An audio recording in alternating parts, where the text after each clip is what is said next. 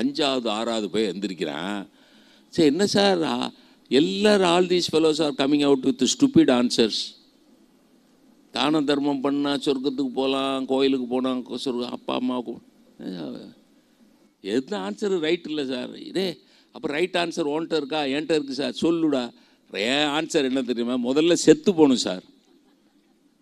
சொர்க்கத்துக்கு போனால் செத்து sir. Right answer, right answer. Negative attitude, negative attitude இருக்கிற எவனாலையும் வாழ்க்கையை கொண்டாட முடியாது. அது ஞாபகம் வச்சுங்க. காலையில் எந்திரிக்கையிலேயே ஏன் தான் விடிஞ்சதோ, காலையில் அதிகாலை 5:30 மணிக்கு இன்னைக்கு என்னென்ன பிரச்சனை வரப்போகுதோ, ஏய் ஃபேனை அணைச்சி தொலை. அந்த அம்மாவாவது சும்மா கிடந்து தொலையணும். அந்த அம்மா ஏன் நீங்கள் அணைக்கக்கூடாது? ஒரு ஃபேனை அணைக்க சொன்னால் அதுக்கு வாயாடுற. என் தலையெழுத்து. உன் கழுத்தில் தாலியை கட்டிட்டு என்னைக்கு உன்னைய கட்டணனோ அன்னையிலேருந்து எனக்கு வேதனை தான். எத்தனை மணிக்கு? அதிகாலை பொழுது, புலர் காலை. காலையில் எந்திரிக்கிற போது அந்த உற்சாகத்தோடு எந்திரிங்க. இன்றைய பொழுதை கொண்டாடுவதற்கு சார் விவேகானந்த சுவாமி சொல்றார், ஐ ஆம் born டு பி கிரேட். நான் சும்மா சாதாரணமான ஆள் இல்லை, பெரிய சாதனைகளை செய்வதற்காக பிறந்திருக்கிறேன். ஐ ஆம் born வித் விங்ஸ். இறக்கைகளோடு பிறந்திருக்கிறேன். உயரே உயரே உயரே பறக்க போகிறேன்.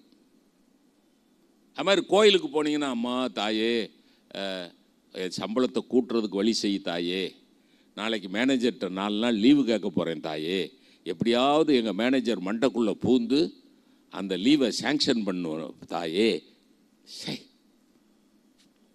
பாரதி வழிகாட்டுறான். கடவுளுக்கு முன்னாடி போய் நின்னா பெரிதினும் பெரிது கேள். லீவு, சாப்பாடு, துணிமணி. பாரதி என்ன சொல்லி கொடுக்குறாரு தெரியுமா? பகவான்கிட்ட கேட்குறதா இருந்தால் எப்படி கேட்கணும்? பெரிதினும் பெரிது கேள். விவேகானந்த சாமி ஒரு உதாரணம் சொல்கிறார். கங்கை கரையில் நின்று கொண்டு தண்ணீருக்காக கிணறு தோண்டுவாயா? கங்கை கரையில் நின்று கொண்டு தண்ணீருக்காக கிணறு தோண்டி கொண்டிருப்பது எவ்வளவு மடமை. வைரச் சுரங்கத்தில் நின்று கொண்டு கண்ணாடி துகள்களை தேடுவாயா? நீ நிற்கிறது சாட்சாத் பரபிரம்மத்துக்கு முன்னாடி நிற்கிற, அகிலாண்ட கோடி பிரம்மாண்ட நாயகத்துக்கு முன்னாடி நிற்கிற. கேட்கறது பெருசா கேளு. பிரதம மந்திரி ஆகணும்னு கேளு, அப்பதான் எல்லா நாட்டுக்கு போகலாம். கேளையா, அதை விட்டுட்டு ஒரு எம்சி, கடவுளே ஒரு முனிசிபல் கவுன்சிலர் கொஞ்சம் நீ கண் திறந்தா கிடைக்கும். பெரிதினும் பெரிது கேள். ஆட்டிடியூட் ப்ராடாக இருந்தால் கேட்குறதுல பெருசாகும். வள்ளலார் மறுபடி சொல்கிறேன், அப்பா நான் வேண்டுதல் கேட்டு அருள் புரிதல் வேண்டும். அவர் கேட்குறார், பகவான்கிட்ட கேட்குறார், நடராஜ பெருமான்கிட்ட கேட்குறார், அப்பா நான் வேண்டுதல் கேட்டு அருள் புரிதல் வேண்டும். பின்னாடி ஒரு 3-4 சொல்கிறார். சிவமார்க்கம் எல்லா உலகத்திலையும் பரவணும், செப்பரிய மேல்நிலையில் சுத்த சிவமார்க்கம் திகழ்ந்தோங்க பரவியிடல் வேண்டும், தப்பேதும் நான் செய்தால் நீ பொறுக்க வேணும், தலைவன் என்னை பிரியாத நிலையும் வேண்டுவனே. இப்படி ஒரு 3-4 கோரிக்கை வைக்கிறார். ஆனால் ப்ரேயர் கோரிக்கை முதல்ல என்ன கோரிக்கை வச்சார் தெரியுமா? அப்பா நான் வேண்டுதல் கேட்டு அருள் புரிதல் வேண்டும், ஆருயிர்கட்கெல்லாம் நான் அன்பு செய்ய வேண்டும். என்ன சார் கேட்டா அப்படி கேளுங்கயா. கொண்டாடுற மனசு இருந்தால் தான், ஆட்டிடியூடு இருந்தால் தான் இந்த மாதிரிலாம் கேட்க தோணும். ஆக தமிழை கொண்டாடுங்கள், தமிழ் இலக்கியங்களை கொண்டாடுங்கள், வாழ்க்கையை கொண்டாடுங்கள், குடும்பத்தை கொண்டாடுங்கள், நட்பை கொண்டாடுங்கள். நட்புக்கு திருவள்ளுவரோட ஒரு அழகான ஓமை சொன்ன கவிஞன் உலகத்திலே வேறு யாரும் கிடையாது. நட்புக்கு எதை சொன்னார்? புத்தகத்தை தான் சொன்னார்.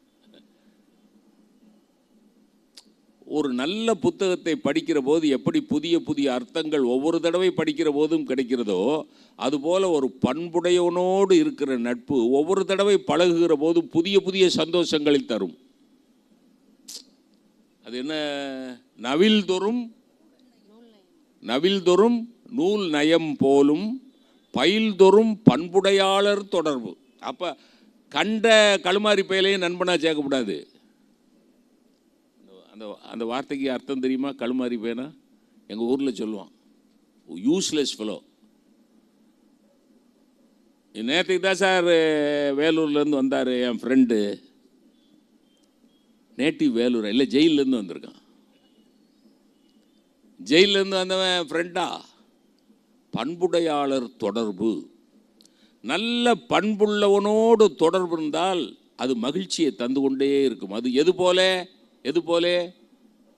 நல்ல ஒரு புத்தகத்தை படித்தால் படிக்க படிக்க புதிய புதிய அர்த்தங்கள் கிடைப்பதைப் போல நல்ல பண்புடையவனோடு இருக்கிற நட்பில் புதிய புதிய சந்தோஷங்கள் கிடைக்கும். புதிய புதிய சந்தோஷங்கள் கிடைக்கும். நான் பணக்காரர்களோடு நீங்கள் இப்படி வச்சு பாருங்களேன், பணக்காரர்களோடு பழகினால் உங்களுக்கு பணம் சேருமா? ஆனால் பண்புடையவர்களோடு பழகினால் உங்களுடைய பண்பு செழுமைப்படும். அறிவாளிகளோடு பழகினால் உங்களுடைய அறிவு மேன்மைப்படும். இல்லையாம்மா? பணக்காரர்களோடு பழகினா ரெய்டு வரும். ஐயா அழகாச்சது. பணக்காரர்களோடு பழகினால் ஒன்றும் இல்லாத நம்ம வீட்டுக்கும் ரெய்டு வரும். அதனால் பணக்காரர்களை கொண்டாடாதீர்கள். இப்படி சொல்லி நிறைவு பண்ணுறேன். பணக்காரர்களை கொண்டாடாதீர்கள், பண்பாளர்களை கொண்டாடுங்கள். பணக்காரர்களை நண்பர்களாக்கி கொள்ளாதீர்கள், பண்பாளர்களை நண்பர்களாக்கி கொள்ளுங்கள். ஆங்கிலத்தில் பிக் ஷாட் அப்படின்னு ஒரு வார்த்தை இருக்கு, கிரேட் மேன் அப்படின்னு ஒரு வார்த்தை இருக்கு. Big shots are not great men. புரியுதா நான் என்ன சொல்றேன்னு? புரியுதுங்களா? Ambani is a big shot, not a great man. Adani is a big shot, not a great man. காந்தியை தொடர்புடுத்தி Birla was a big shot. ஒரு பிளாங்க் செக் கொடுக்குறார். யாருக்கு? மகாத்மா காந்திக்கு. உங்களுடைய தொண்டுக்கு எவ்வளவு பணம் வேணுமோ அதை என் பேங்க் அக்கௌண்ட்லேருந்து எடுத்துக்கங்க அப்படின்னு பிர்லா மகாத்மா காந்திக்கு ஒரு பிளாங்க் செக் கொடுக்குறார், கையெழுத்து போட்டு கொடுக்குறார். அமௌண்ட் எவ்வளோ வேணாலும் எழுதிக்கங்க. என்கிட்ட கொடுப்பாங்க?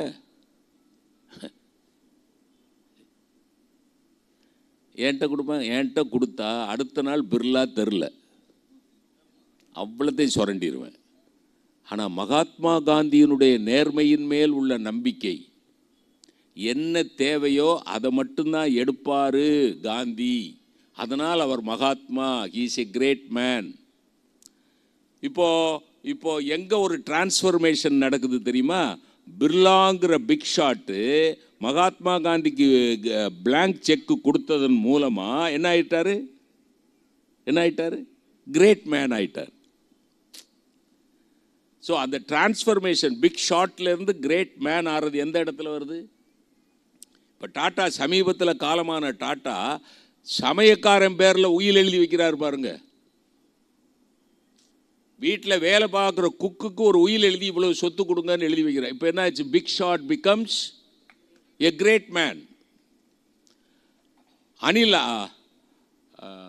அவுரங்காபாத், குஜராத் தானே? அலகாபாத் அவுரங்காபாத்தில் அஜய் முனோட் அப்படின்னு ஒரு தொழில் அதிபர் தன் மகளுக்கு கல்யாணம் ஃபிக்ஸ் பண்ணுறார். அந்த பொண்ணுக்கு சீர் செய்கிறார். நம்ம என்ன சார் செய்வோம்? நம்ம பொண்ணுக்கு சீர் செய்கிறோம், என்ன செய்வோம்? இப்போ நான் ஒரு பென்ஷனர், ஒரு 25 பவுன் நகை, கஷ்டப்பட்டு ஒரு வீடு, அப்பார்ட்மெண்ட்டு, மாப்பிள்ளைக்கு பிஎம்டபிள்யூலாம் வாங்கி கொடுக்க முடியாது, அதனால் ஒரு ஆக்டிவா ஸ்கூட்டர், இவ்வளோ தானே முடியும், இதான் நான் செய்வேன், இவ்வளோ தானே நான் செய்வேன், சீர்ஸ். ஆனால் அஜய் முனோட் என்ன செஞ்சார் தெரியுமா? 93 ஏழைகளுக்கு வீடு கட்டி கொடுத்துட்டு, அந்த 93 ஏழைகளுக்கு கட்டி கொடுத்த வீடு தாமா உனக்கு கொடுக்குற சீருன்னார்.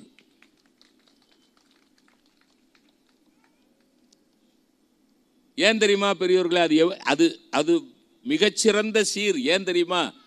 அந்த வீட்டில் படுத்து எந்திரிக்கிற அந்த ஏழைகள் தினம் தினம் தினம் தினம் யாரை வாழ்த்துவாங்க? யாரை வாழ்த்துவாங்க? அஜய் முனோட்டோட குழந்தைய அந்த பெண்ணை வாழ்த்துவாங்களா இல்லையா? என் மாப்பிள்ளைக்கு நான் ஆக்டிவாக வாங்கி கொடுத்தா என் மாப்பிள்ளை என்ன சொல்லுவார்? ஒரு 2 வருஷம் கழிச்சு, ஆக்டிவா செத்த பைய வீட்டில் பொண்ணு எடுக்கக்கூடாதுன்னு நினச்சேன். யார் செத்த பைய? நான் தான். ஆக்டிவாக கொடுத்தா அவர் மனசு எதில் போய் நிற்கும்? அம்பாசடரில் போய் நிற்கும், டிசையரில் போய் நிற்கும், பிஎம்டபிள்யூவில் போய் நிற்கும், ரோல்ஸ் ராய்ஸில் போய் நிற்கும். கொடுத்துருக்கலாம்லன்னு. ஆனால் ஏழைக்கு அப்படி என்ன வராது. வீடு இல்லாத எனக்கு வீடு கட்டி கொடுத்தாரே அந்த அஜய் முனோட்டு, அவர் புள்ள நல்லா இருக்கணும், அவள் குழந்தை நல்லா இருக்கணும், அந்த பெண் குழந்தைக்கு பிறக்கிற குழந்தைங்க நல்லா இருக்கணும்னு ஜென்ம ஜென்மத்துக்கு வாழ்த்து கிடைத்து கொண்டிருக்க வேண்டும் என்றால் ஏழைகளுக்கு உதவி செய்யுங்கள். அந்த உதவியே உங்கள் எனக்கு அஜய் முனோட்டை கூட பாராட்டணும்னு தோணலை. அந்த சீரை ஓகேன்னு ஏற்றுக்கிட்டா பாருங்க மகக்காரி. நம்ம பொம்பளை பிள்ளை ஏற்றுக்கிட எப்பா இல்லை, நான் கேட்குறேன்னு தப்பாக நினைக்காத. என்னைய பார்த்தா லூசு மாதிரி தெரியுதா உனக்கு? அவன் மருமகன் யார் அந்த பொண்ணை கட்டிக்க, எடி உன்னைய பார்த்தாலே லூசு மாதிரினா என்னைய பார்த்தா எவ்வளோ பெரிய லூஸா தெரியும். மாமா நீங்கள் 93 பேருக்கு வீடு கட்டி கொடுங்க, 103 பேருக்கு வீடு, எத்தனை 1000 பேருக்கு வேணாலும் வீடு கட்டி கொடுங்க, எங்களுக்கு போடுற 100 பவுனை போட்டுடுச்சு. அப்படி தானே சொல்லுவாங்க. அதானே யதார்த்தம். அப்படி கேட்டால் அதில் தப்பும் இல்லை. அதில் என்ன தப்பு இருக்கு? அப்படி கேட்டால் தப்பு இல்லை.